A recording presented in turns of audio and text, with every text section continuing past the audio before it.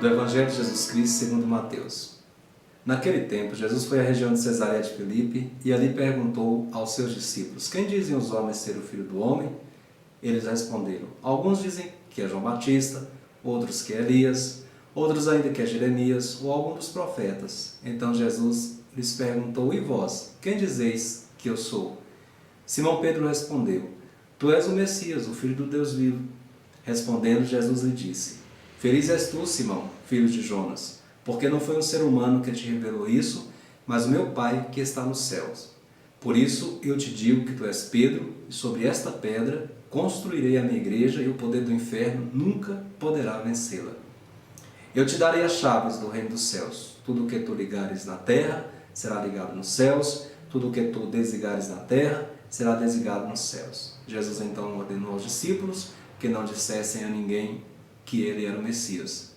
Jesus começou a mostrar aos seus discípulos que devia ir a Jerusalém e sofrer muito da parte dos anciãos, dos sumos sacerdotes, dos mestres da lei, e que devia ser morto e ressuscitar no terceiro dia. Então Pedro tomou Jesus à parte e começou a repreendê-lo, dizendo: Deus não permita tal coisa, Senhor, que isto nunca te aconteça. Jesus, porém, voltou-se para Pedro e disse: vai para longe, Satanás. Tu és para mim uma pedra de tropeço, porque não pensas as coisas de Deus, mas sim as coisas dos homens. Palavra da salvação. Queridos irmãos, queridas irmãs, que alegria podermos juntos meditar sobre a palavra de Deus, nos debruçarmos sobre essa palavra. O Evangelho de hoje traz o questionamento: quem é Jesus? Quem dizem os homens que ele é? E Jesus pergunta: e vós, quem dizeis que eu sou?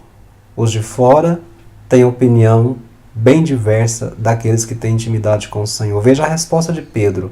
Pedro toma a palavra e responde em nome de toda a comunidade dos discípulos que estavam ali ao redor do Senhor: tu és o Messias, o Filho de Deus vivo.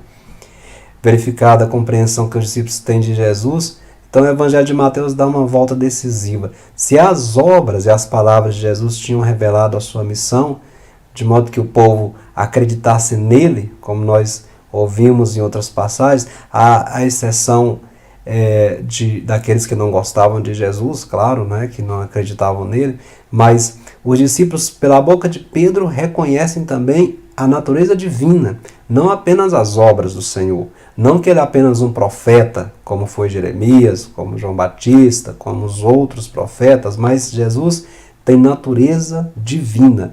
Por isso que Pedro assume um grande relevo nessa cena toda que nós acabamos de ouvir. Se por um lado ele professa a fé no Filho do Deus vivo, dizendo: tu és o Messias, o Filho do Deus vivo. Isso é dizer o quê? Que ele é Deus, que aquele que está diante dele é Deus.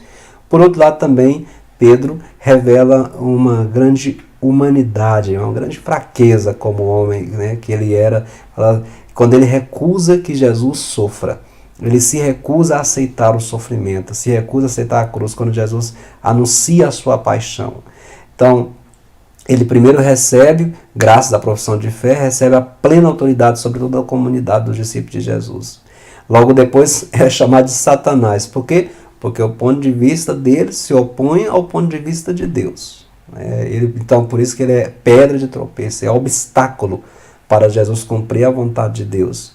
Então, a gente percebe as contradições do discípulo de Jesus, não é? Tanto do discípulo Pedro, quanto do discípulo que é cada um de nós. Às vezes nós queremos fazer muito a vontade de Deus, queremos que a vontade de Deus se revele em nós, mas vem aquela parte da fraqueza humana, não é? A fraqueza humana que não nos permite obedecer ao Senhor, que não nos permite aceitar a cruz, não nos permite aceitar o sofrimento. Quantas vezes isso acontece também em nós?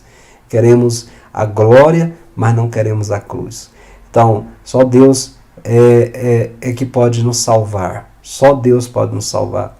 Mas nós pedimos também, ouvindo esse Evangelho, pedimos a Deus a graça de que nós, olhando para a cruz redentora, tenhamos também a capacidade de deixar nela os nossos sofrimentos, mas também associar a ela os sofrimentos e as nossas cruzes do dia a dia.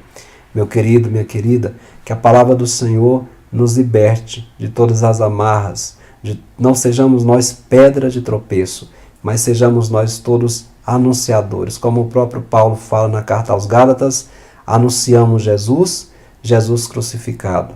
Que Deus nos ajude. Graça e paz da parte do Senhor para você, para sua casa e sua família. Louvado seja o nosso Senhor Jesus Cristo. Como fogo vivo se acende em nós uma imensa felicidade que ninguém jamais poderá tirar, porque estás entre nós.